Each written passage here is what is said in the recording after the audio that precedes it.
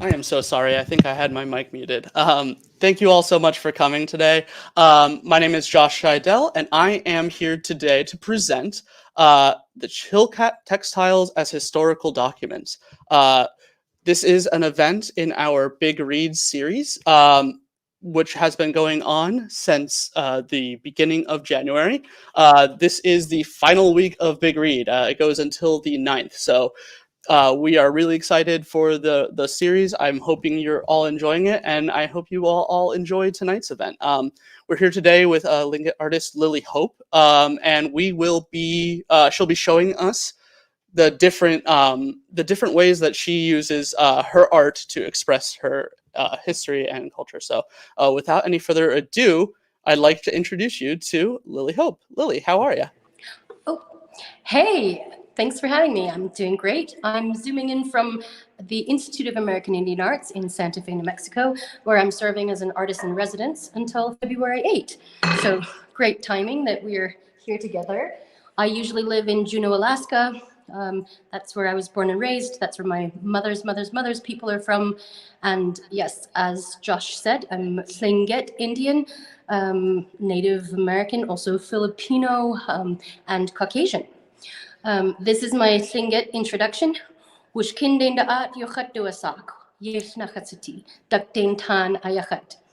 said my Tlingit name is Wushkindaat. I am Raven Dukdain Tan, following my mother's line. I came to Chilkat weaving, which is behind me here, thanks to my mother, Clarissa Rizal.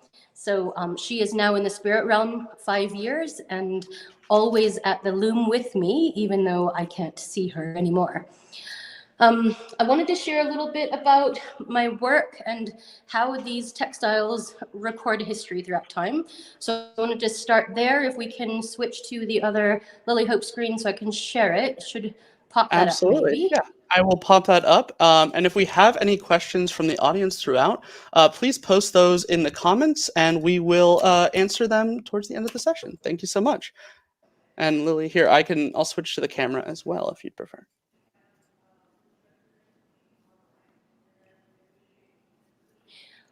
Are you seeing, you're not seeing a full slideshow though? Not at the moment, no. Yeah, it's just the, oh, I think we're, oh no. Right? It's trying to do it, isn't it? It's doing its best. Nope, not doing it, sad. Oh, no worries. If we do this, nope, not changing the slides. You might have to share another screen itself, but you could also just use the PowerPoint here, but it's up to you. So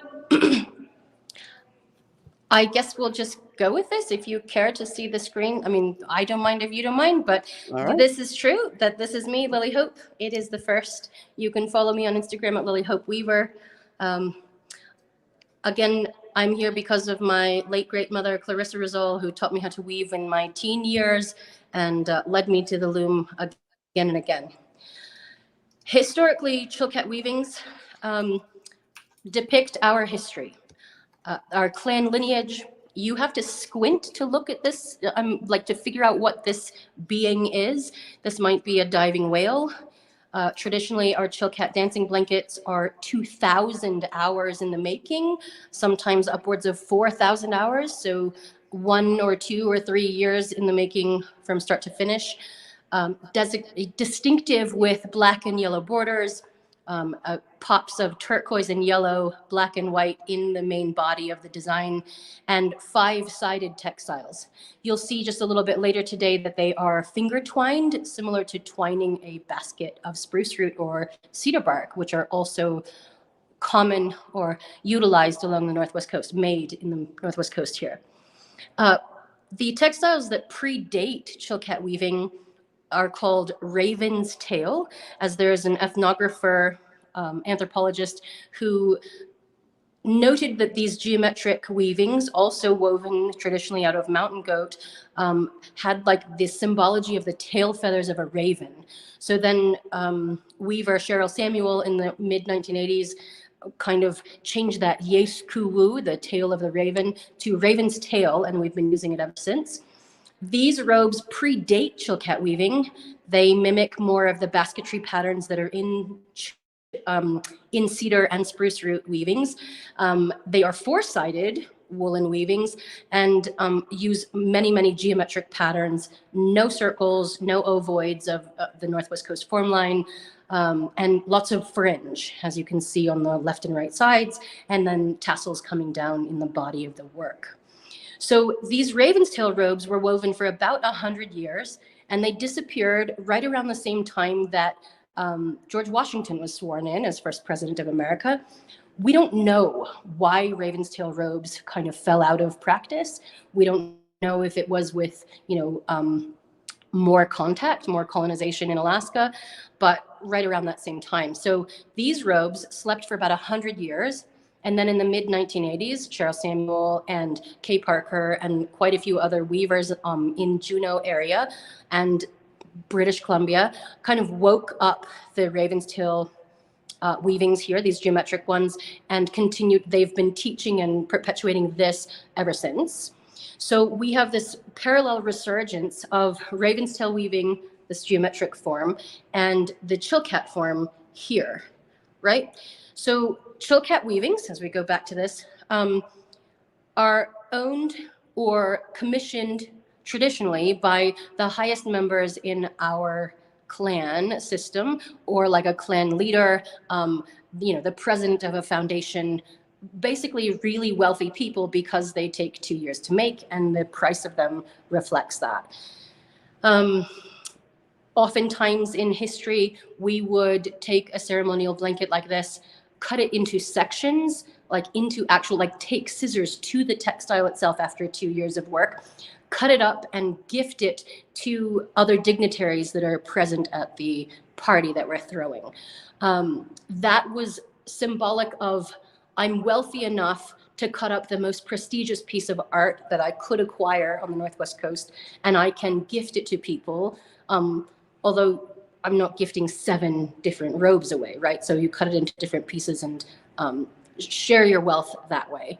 Those fragments of Chilkat blankets have been turned into other weavings, recording that, I was at this particular party. I have one segment of this blanket that was, gifted to many, many people. So that has happened historically in the last 50 years. There is an artist in Juneau, Alaska, Anna Brown Ellers, who has cut up a robe in honor of her father and gave the pieces away. So some of those are collected in different museums in Alaska. This is a blanket that I wove, thanks to my mother again, for the Portland Art Museum on commission. It was a version of a blanket that I actually started weaving with her in 2010. And then 6 years later, she passes away, and I'm halfway through weaving this particular blanket. I learned so much before weaving this particular blanket. I think I had woven maybe 40 square inches, like the tiniest bit of Chilkat form, with these circles and eyes and ovoids that distinguish, blue and yellow. And in the inner part of this design, I don't know if you can see, but there's like a little smaller blanket within it, right? And on the outer left and right side of this smaller blanket that has the green and yellow elements in it, there's tiny little hands that are kind of holding that inner blanket. My mother originally called this the Jenny Weaves an Apprentice robe, because my mother's teacher was Jenny Clenot, the last master weaver.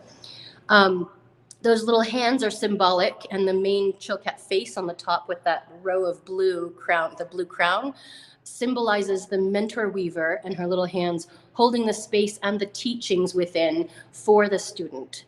So I took my mother's design, modified it slightly, which is traditional in the Chilkat form, that we share our pattern boards from one teacher to student and down the line.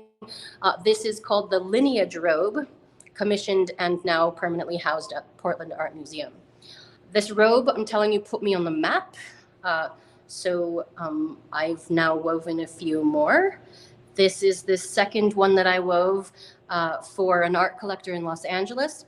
My weaving colleague, Ricky Tagaban, also helped me with this. I wove the full center half area, and he wove the side panels on the left side and right side. I wove the crazy geometric pattern around it, and what you can't see in that bottom curve of the pattern, that geometric pattern on the bottom, is there are 8 hours of mathematics that went into figuring out how those diamonds would actually line up. So all the little details we don't know about unless we're sitting by the weaver or one shares with us. So again, this one was almost 2,000 hours in the making.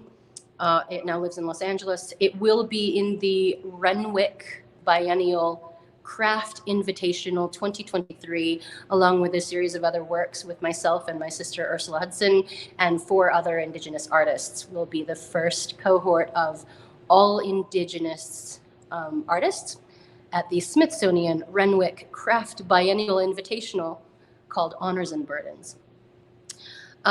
So this design, something to be careful with in Chilkat weaving is that we can't weave clan emblems for museums and art collectors and people who are outside of our tradition. So when this art collector approached me and said, I really want you to weave me your clan story, I said, I'm so sorry, I can't do that unless you are adopted into my Dukdainton clan and you use it as ceremonial property, right? That you're going to dance in it, you're going to use it as at memorials and that kind of thing. So we agreed that this would be called the double raven robe. Myself and Ricky Tagaban are both raven. And then there are 5 small faces, 2 profiles, and then 3 central ones. And that's a depiction of my 5 children. It's true, I'm 42, I have 5 children, and I weave really laborious Chilkat blankets. The other part of my work is this, a contemporary expression of recording history now. I wove this mask in March of 2020 for the First American, that is what it's called, First American Art Magazine. They put out a call for masked heroes, Indigenous made masks that are recording the coronavirus pandemic. So I said, well, this is perfect, using the motifs of Chilkat design to record history. This says that, for hundreds of years, we've been recording our history with our Chilkat ceremonial blankets. In the future, people will know that we were here, we took care of each other, we survived, and we are still weaving. I may or may not have woven 27 of these masks over the past 1.5 years, almost 2 years. Thanks to the Burke Museum for picking up the first blue one on the left, and then so many more. This one in the center is called All Our Ancestors. So speaking to how much we are protecting the future and the past with our masks. This next collection, I wish I could zoom on it for you,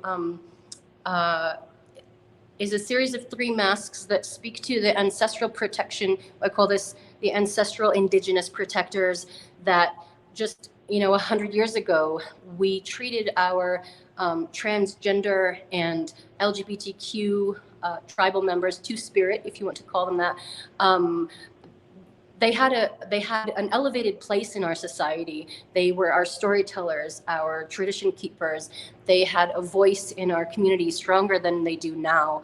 And the mask on the left side is the All Our Ancestors pattern. We've got the trans pride and LGBTQ pride masks as a cohort together, a triptych of masks. These live at the Juneau Douglas City Museum in Juneau. And this speaks to the protection of all our peoples, that every person, regardless of how they identify and regardless of their sexual orientation, we are all worthy of protection. It also comes to pass that about 1 year after I wove these masks, my eldest child came out as transgender. So I don't know if he knew that this was coming, or he probably knew long before I did, but I have a great affinity for this collection now that I am a parent of a trans child.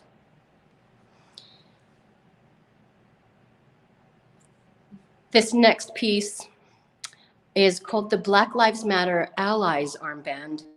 And I wove it in response to Breonna Taylor and George Floyd and so many other in our Black community that have lost their lives. As an Indigenous person, it is pretty scary sometimes to interact with police, with authority. And this particular armband is intended to be replicated, mass replicated, and worn by any ally of the BIPOC community, so that when we exit our houses and we feel ourselves in a vulnerable situation, that we might be facing assault or arrest or an altercation, that we can, in the periphery of our view, see all of these bright yellow armbands around us, knowing that we're surrounded by allies, by people who will speak for us, people who will stand up, people who will record, people who might intervene. You can see that the little fist, the little power fist that is on this work, has a bent over thumb. This is form line design, so there's a tiny black thumb bent over that top ovoid piece, and then only 3 knuckles. And this is significant in Chilkat weaving because we don't weave 5-fingered hands into our work. If you go back in history, where do you see the 5-finger hand, right? The 5-fingered hand is stamped on our cave walls from, our Neanderthal ancestors. What is the symbology of the 5-fingered hand? Alongside our little deer drawings and the guy with the spear, that hand is symbolic of the human saying, I was here, human was here, I'm gonna leave my mark.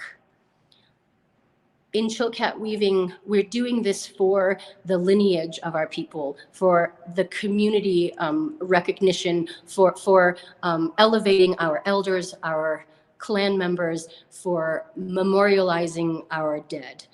And our ego, our self, is not welcome in this space because it is a gift enough to weave a Chilkat work.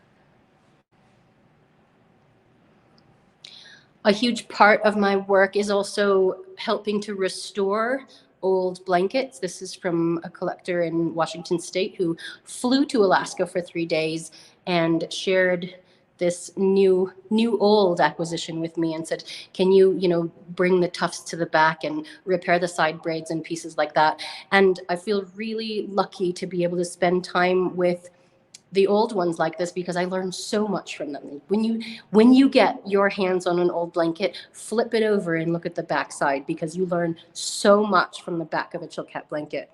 But the spirit of that weaver and all the dances that this blanket experienced before coming to my hands is still palpable in the space, working in this way. This is the work that I'm working on right now that is behind me. You'll get to see a close-up of it in just a minute. It's called Between Worlds. There's no Chilkat dancing blanket like it. I'm working on it on commission for the Houston Museum of Natural Science. What you're looking at is actually a plastic or transparency like you would put on an overhead projector if you had a 7-foot wide overhead projector. But we blew it up to the perfect size so that I can follow the lines on this transparency and weave exactly what this design is, ideally, right? Like it's going to modify slightly as it's woven, but what's happening is this is like 2 beings existing in the same space, that the black primary lines of this design is called the diving whale pattern, and it's kind of the twinkle twinkle little stars of Chilkat design that it's in the public domain. It's the diving whale pattern is not owned by a single clan, but could be woven by any single Chilkat weaver. So this black primary that you can like squint and you can see the little pieces of the dorsal fins coming up upside down, and then the face in the main bottom V down at the bottom. But then you also see this like seafoam green and brownish face pressed through the center of the work. And then these hands on either side, again with only 3 fingers and a thumb, right? So I call it the Berenstain Bear's hand. But this spirit being or ancestor is peering through the bones of this diving whale. Between worlds, we call her, because maybe she is stuck between worlds. Maybe she is paused. Maybe she's looking out for us. But this ancestor or teacher is between worlds, because we talk about our Chilkat blankets as the veil between the spirit realm and our physical world. This one is going to the Houston Museum of Natural Science. Again, there's not one like it, and there may or may not be a teeny tiny one for the Renwick show in 2023.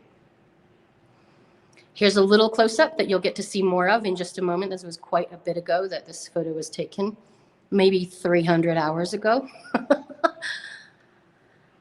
And at some point, I will give up my, at some point we will give up our masks, right? We're gonna hang up our masks and be together. And in the meantime, you can find me on my website, on Instagram, and you can also find me on Patreon, or Patreon, Patreon, also Lily Hope Weaver. I teach online every single Sunday. I've been teaching since July of 2020 online, because I used to teach 10 classes a year. You can join in for a Sunday, even at the buy me a coffee level, original patron, $6 a month, and check out what we're doing. We are starting 32 Chilkat blankets of the small child size variety, just teeny tiny, right? So 30 inches wide each. This is significant because weaving a 30-inch Chilkat dancing blanket gives the student every skill that she will need, or he, to complete a full-size blanket like this 72-inch one. We're going to spend the next 10 months weaving these blankets together virtually, right? So over Zoom. And we're going to put a show together in February of 23 at the Juneau Douglas City Museum. So the significance of that is that throughout time, for the past 100 years, there have been fewer than a dozen ceremonial Chilkat blanket makers working on a daily basis. Right now, I can name 7 other artists who weave the full-size Chilkat blankets for anyone, for clans or museums or art collectors, any person. So 7 people right now. Hopefully by December of this year, we will have 37. So thanks so much. And let me bring you over to the loom if you're willing to zoom in with me. Come closer. Thank you, Josh. We can stop screen sharing and we'll zoom on my hands.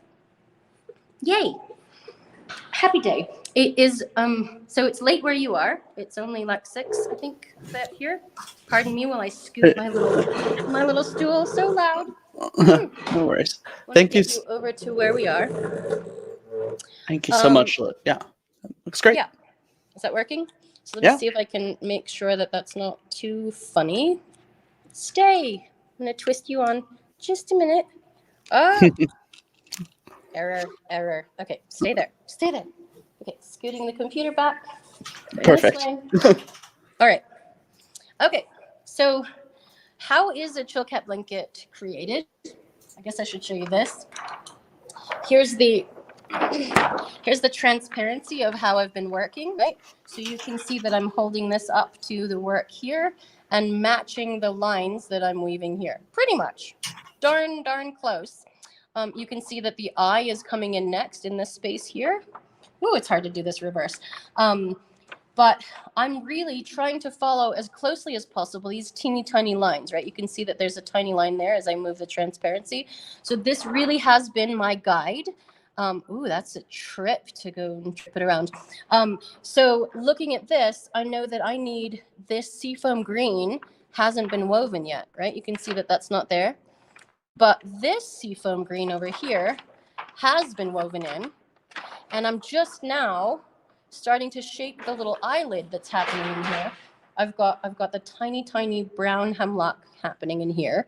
And then what I'm doing here is I'm filling in the little white spaces, and I'm gonna, oh my gosh, there's so much happening. So from a construction standpoint, one method or one technique that's happening that's filling in color in here is that I'm taking a strand of yarn and I'm taking it like this and weaving history, right? Not only are we weaving our clan stories, our dreams, our identities, we're weaving the life of a weaver into the work, right? That when you look at a blanket, you can say, holy smokes, 1 or 2 artists put their lifeblood into this work for 2,500 hours. Some weavers can go back to their work and say, oh, that was the point where my littlest kid was on my lap for a week and a half while I was weaving, and that's why it's all bumpy like that. Right? You can go, oh, that was the point where I'd fallen off my bike and I smashed my 2 fingers and I was weaving with only 3 fingers, right? So all of those little tiny stories woven into the work, but here we go. So this is one of the methods that I have to fill in spaces with a black 2-strand yarn. This is a 2-ply fingering weight merino yarn. And I'm going to split the stitches that were above it and just go 2s. I'm going to twine over 2 at a time, all the way across to the other side. Oh, don't catch 3. I'm brick stitching, so I'm breaking up the stitches up above, and I'm not brick stitching because, go back, hold on. We ended a row right there. Catch yourself. So you're like, why is that wrong? Okay, start your weaver where you ended. That's what you're supposed to do. Start it this way and go this way. Okay, you caught me. This is why you put a new weaver in when you stop the old weaver. All right, so I'm going to go this way. I'm going to weave over. So this is the first thing. I'm going to weave over this little black strand that's coming down because it is part of this black braid, which you can't see because it's black. There's a black 3-strand twine that's happening, and it's going to turn the corner and make this little braid happen on the perimeter of this black. So I'm turning around the weaver strands, turning back, brick stitching my rows back this direction. Also, if you have questions so far, feel free to drop them in the chat and hopefully Josh can give them to me. Yeah, absolutely. We had a question here about the type of yarn that you use and seeing what that is. Is it a specific type of yarn or just any? Sure. Great question. Thanks for asking. I prefer a 2-ply fingering weight for the main body of my work. The borders of the black and yellow variety are actually a 3-ply sport weight yarn, and I did dye this yellow to my mother's specification. You can also see that there is a texture or like a pattern happening in here. We call this, and it's slightly diamonds. Can you tell that there are little diamonds going in? So this is a raven's tail pattern, and it is called the Haida Spiderweb. There are 3 indigenous tribes in Southeast Alaska, the Tlingit, the Haida, and the Tsimshian.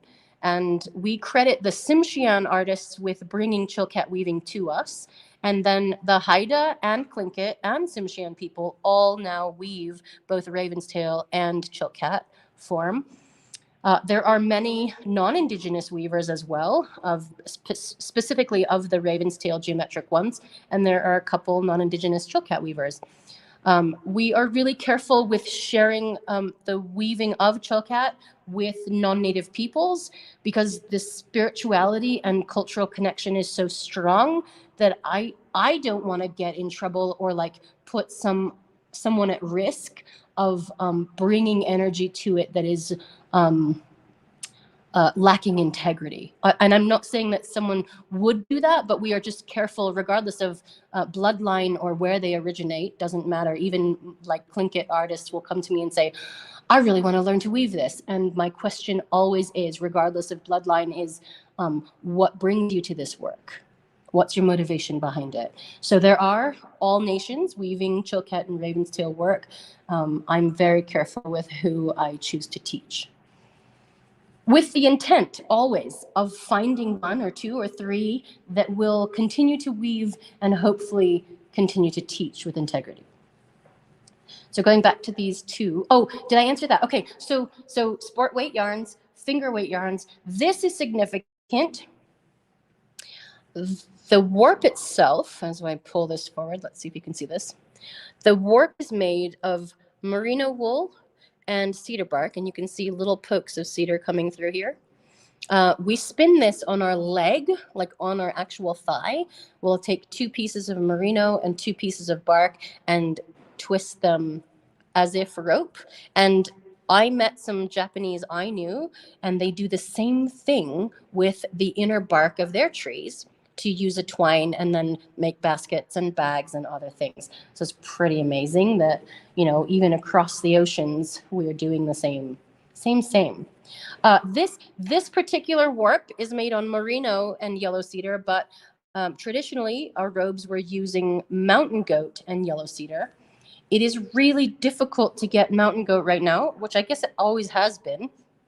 But I only know a couple of hunters, and the success rate of going up and getting a mountain goat is about 50 to 70%. So you can go out 2 or 3 times before you come home with a goat, and you have to bring a second person with you because the legalities of the Department of Fish and Game says you have to bring the meat down the mountain, and then you also have to bring, you have to bring the meat, and you can leave the hide if you want, but if you want the hide, that second person is hauling down a 40 or 50 pound wet, fuzzy mountain goat hide, right? So you need a strong person to come with you just to carry the hide down, and then it takes 7, can I do the math? 7 hides to make an entirely mountain goat robe.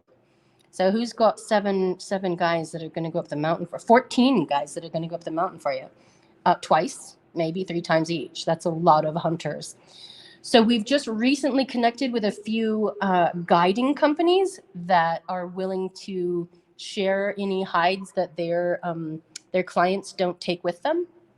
But it's been quite fun to figure out how to acquire mountain goat hair. Yeah, so that's one technique. I just twined across this way and I paused it with a little slip knot. You see that? And then the other part is that I'm going to switch these braids here and bring them down like this, switching down. And that's going to make the fancy curved lines, right? So the illusion of all of this hemlock color, this light brown color, is actually just braid action. And anything that goes back and forth in here is the 2-strand twining that I'm doing back and forth. Anytime there's a color change, there is a 3-strand braid of that color, and then a 3-strand braid of black, and then the two pieces coming back and forth in the horizontal. Oh, let's see if we can move you over here and see. Ooh, jerky. I want you to get really up close to see how many moving strands are happening in here. It's quite a bunch of brain. You have to think a lot.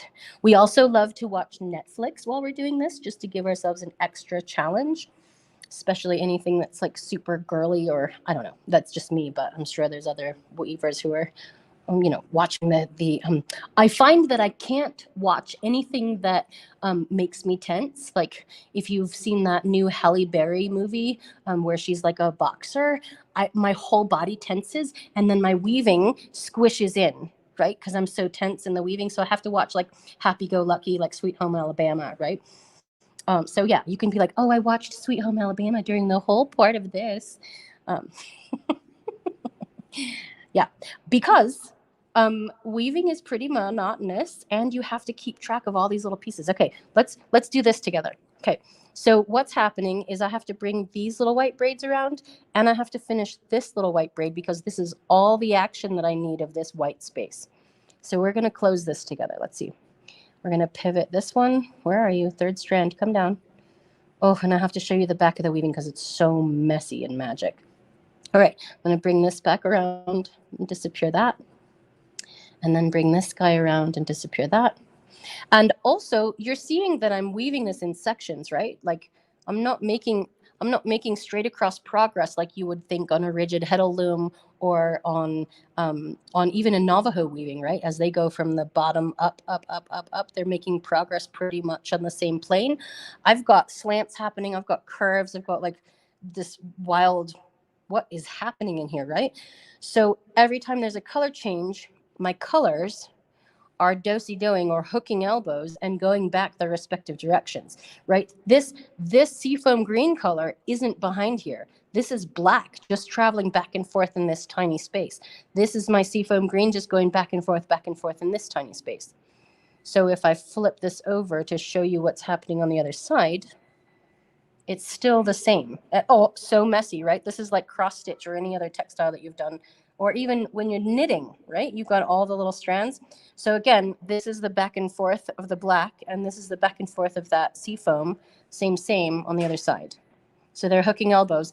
And the braids that are coming down vertically right here are what's hiding the little join of those colors. Yes? More questions for me? Yes? Yeah. So another question from Jennifer: how much does a completed blanket weigh? In terms, I guess that would be for this 72-inch size. Right. Good question. Gosh, I would say probably 15 pounds. I haven't weighed one since I shipped one to Los Angeles. That's terrible. Yeah, about 15 pounds. And of course, it's made of wool. So you start draping this over your shoulder, and then the drums get going. And, 3 songs in, and you are drenched in sweat because you are dancing in a wool blanket, right? A ceremonial robe. And I use those words interchangeable, blanket, robe, blanket, robe. We've been trying to move away from blanket because we want to make sure that people know these are not necessarily put on our beds and used as a wool blanket, right? They are ceremonial use. And present day, right? There are still ceremonies where we are using them. We get together and dance them. We drape them over the box of our deceased, right? The coffin of our deceased person, our loved one. Sometimes we will even bury the Chilkat blanket with the person, and then commission another one and make another one for the clan. So yeah, pretty crazy. All right, so I didn't even describe what I was doing, but I just closed these little white braids. So that's the only color. And now I want to find, hold on, I'm not going to go far. Hold on, let me see if I can pick this up. If I can pick up the pattern.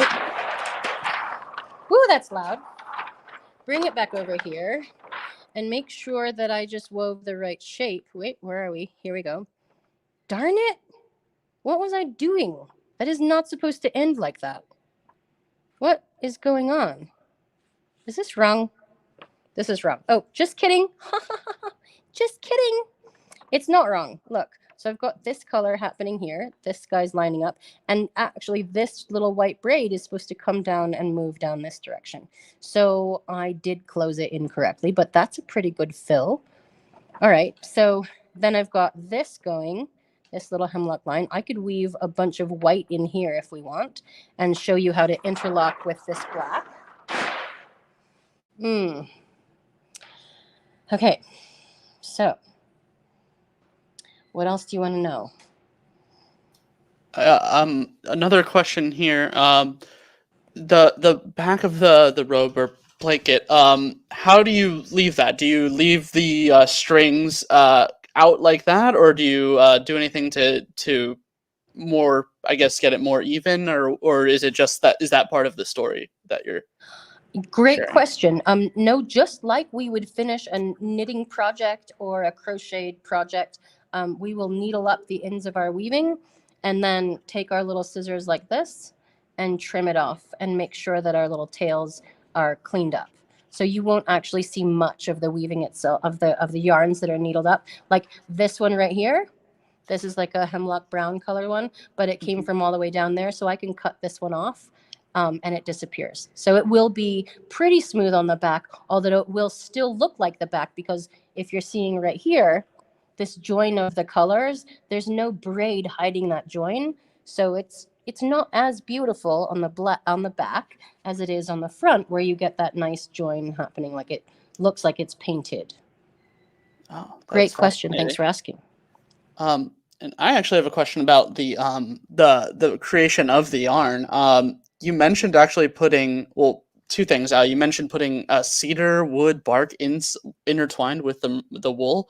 Mm-hmm. How are you doing that? Is it like long strips that you're kind of pulling in, or it's great question. Yes, it is long strips. Well, cedar trees are massive, right? In the Northwest Coast, they are oftentimes as bigger than we can hug, right? If we put our arms around the tree. that is actually the first way to do it. Is we want to find a tree. If we're going to go when we go harvest yellow cedar, we want to find a tree where we can put our arms around it, but our fingers can't touch. So it has to be bigger than our hug, right? Bigger around. So it's a nice old tree.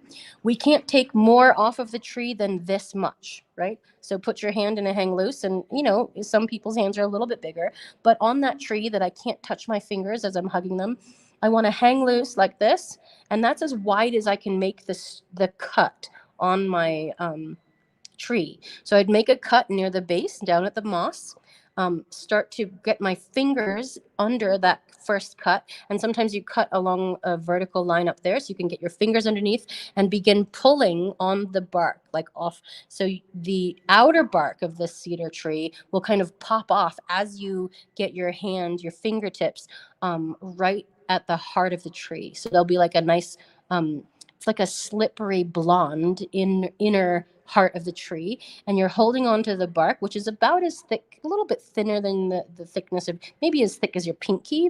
You're holding onto this inner bark, and you start to pull and pull and pull and pull up the tree. And once you've got a good like 5 feet of it or so, 4 or 5 feet, you can hold onto it and then just really walk backwards away from the tree.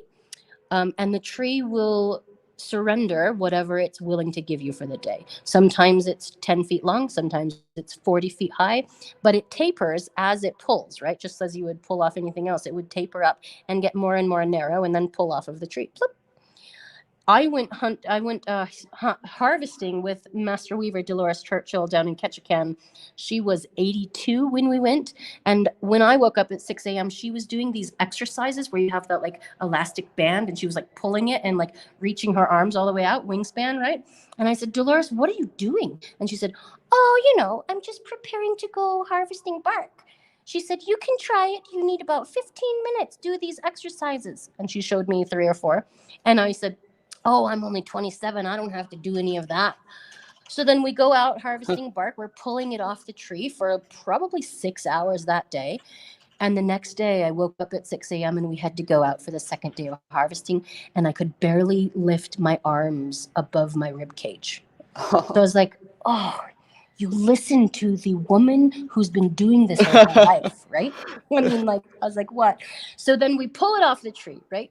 Once we get the bark home, we're cooking it either in a pressure cooker, a little bit dangerous because the sap plugs the little pressure plug. So we've adapted to using a crock pot, which you will never cook pulled pork or your roast chicken in again, because the sap itself is highly toxic. I also recommend that you cook it outside of your house, especially if your child has asthma. One of my 5 has asthma. So you're going to cook this bark for 3 days, but every 12 hours or so, you're going to pour more boiling water over it so it kind of overflows. And the overflow of that, the sap cooks to the top, kind of like rendering fat, right? Mm-hmm. So that sap goes up to the top of your crock pot. You pour more boiling water. It spills over the edge. Hopefully you're doing this in your driveway or some sort of gravel, not in your rose garden, because again, the sap will kill your plants. So you're cooking this for 3 days. You get it down to be actually pulled pork cedar bark. And then you can pull pieces of it off that are about as thin as this yarn. And actually probably similar in color to this yarn. Then you take this and lay it on a strand of single ply merino roving or a single ply yarn. We've used from Joanne, you can use Paton, Paton, and I'm saying it like Target, Paton. So Paton has a nice single ply roving and merino, just wool, generic wool. You lay the bark in on one side, and then you get another piece of thin bark that you've pulled out of your crock pot of pulled pork cedar, and you have one each. So you've got a strand of bark here and a strand of bark here. Then you put it up on your thigh, and you ply these pieces together, and these both twist, and then these both twist, and you end up plying all of them together this way.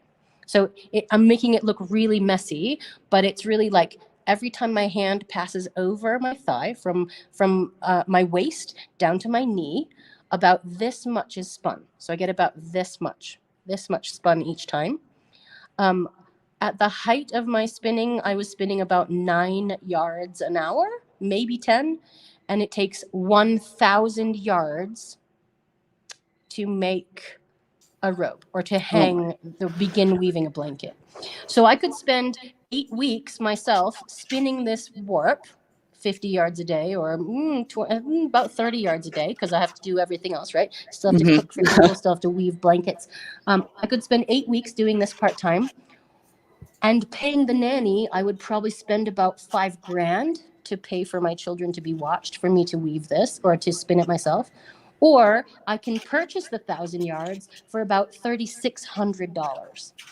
Wow. My sister used to ask, like, why don't more people weave Chilkat ceremonial blankets of the 7-foot variety? Who do you know who has $3,500 to hang a hobby? Right? You need a commissioner or a sugar daddy or sugar mama. You really need someone to help you start this. That is fascinating. That is absolutely fascinating to me. Yeah, it's a lot. Yeah, just every single thing of this is every single piece of this is so intentional and so much work and history behind it that it's fascinating to me. And I'm sure everyone watching as well. And that there's so few of us that are doing this. Like I mean, we do have to be a little bit different minded, neurodivergent, to want to take this on. And every time I finish a blanket, I'm like, that's so much work. Why do I keep doing this? This is so intense. And then someone says, hey, do you want to weave another one of these? But can you use like hand-dyed yarns? And I'm like, yes, I should definitely do this. And then I sign myself back up and I'm like, I know how much work this is. This is so crazy. Why am I? And then it's joy. It's like participating in this like bringing about of a being. And instead of gestating the being for 9 months in your belly, you get to spend 1.5 years or 2 years watching this being come to life.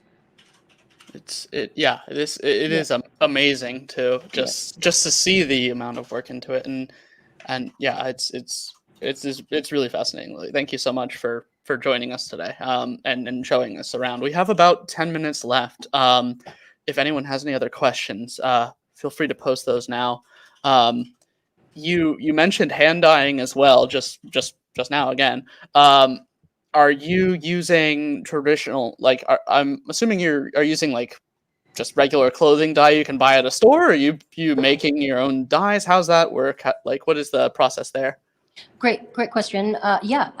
So I did talk about this guy, right? This bright yellow. Yes. I dyed the bright yellow to my mother and her teacher Jenny Thanot's specifications because I was so excited to weave a blanket that has like the muted colors of like the 300-year-old robes.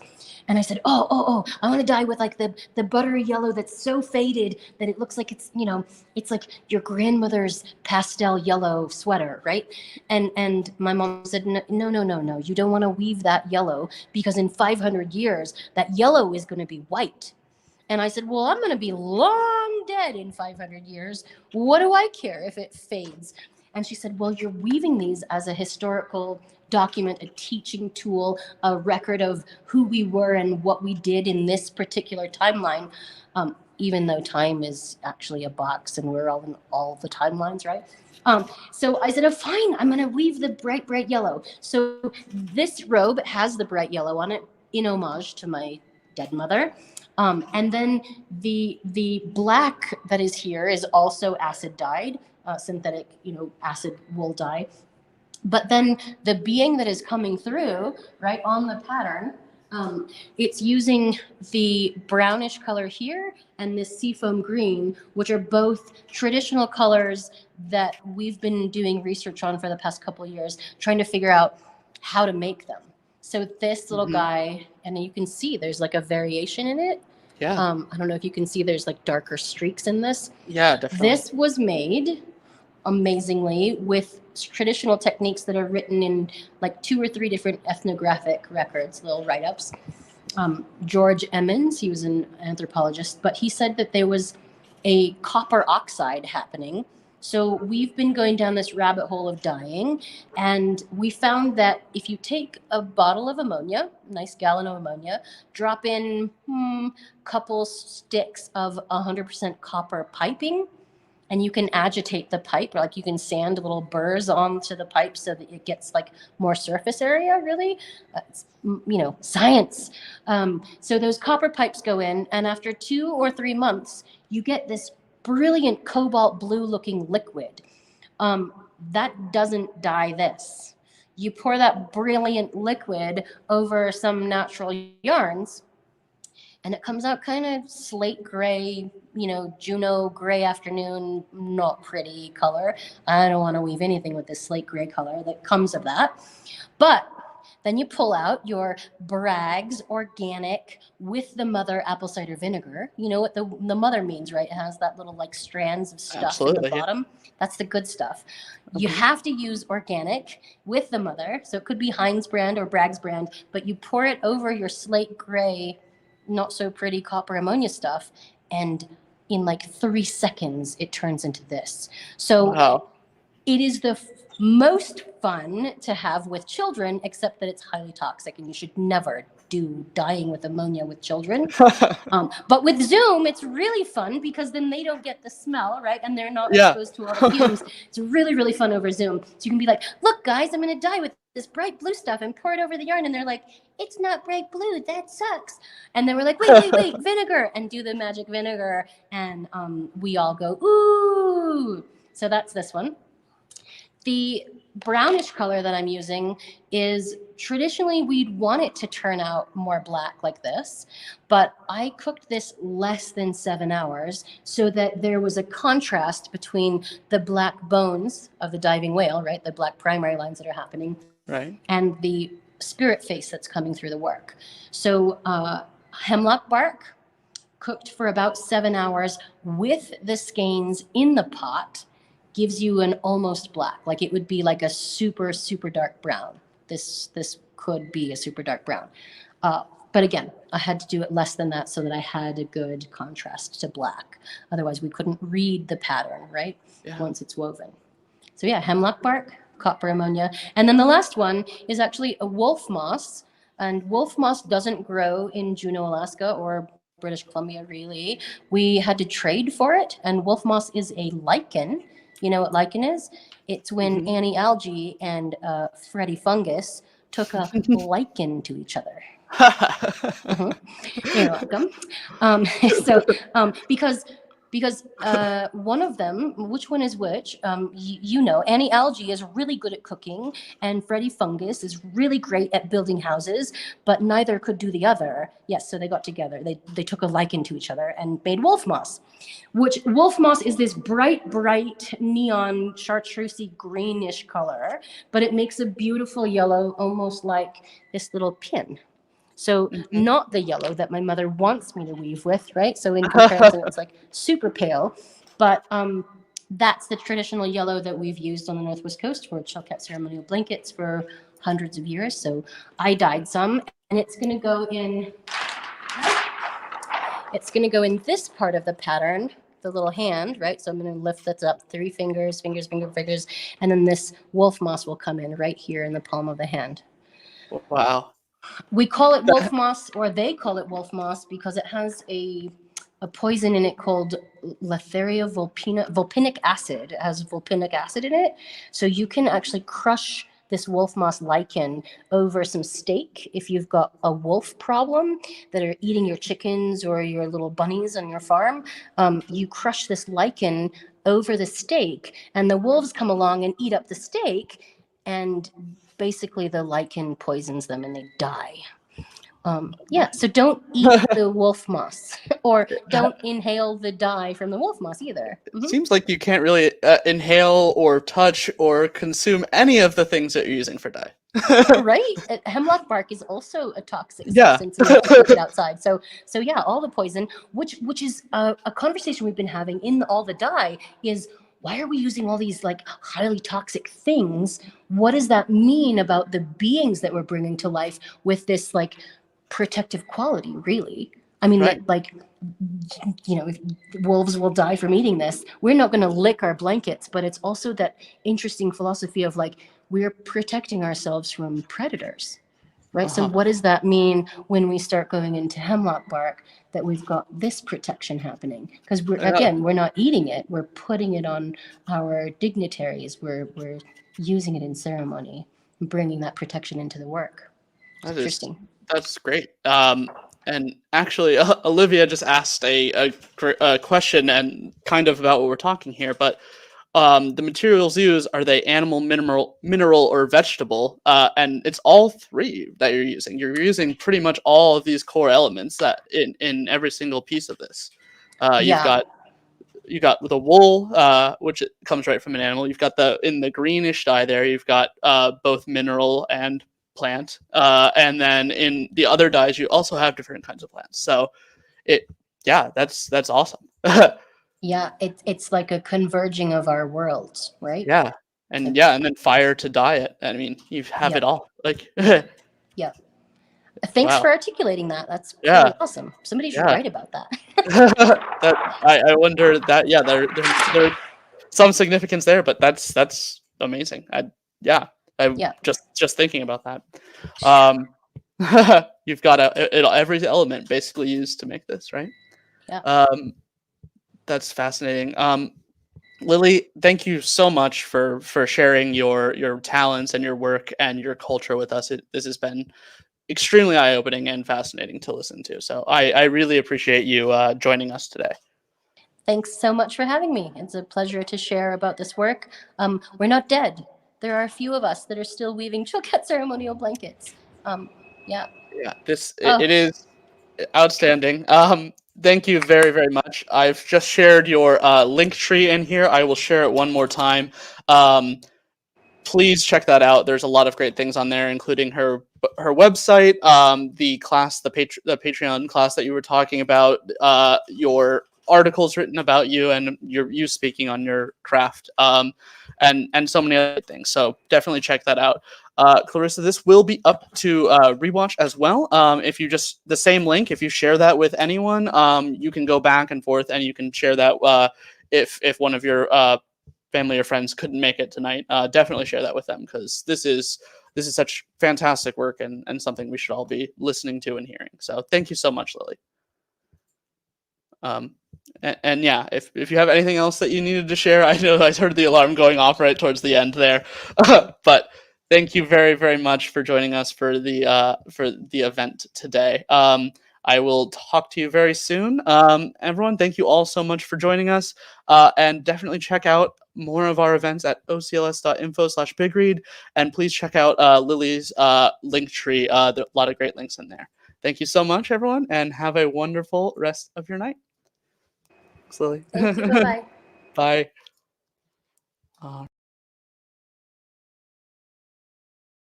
Thanks for watching. Subscribe to our YouTube channel to be the first to find out when we have new fun and informative videos for you. Orange County Library System is your place to learn, grow, connect.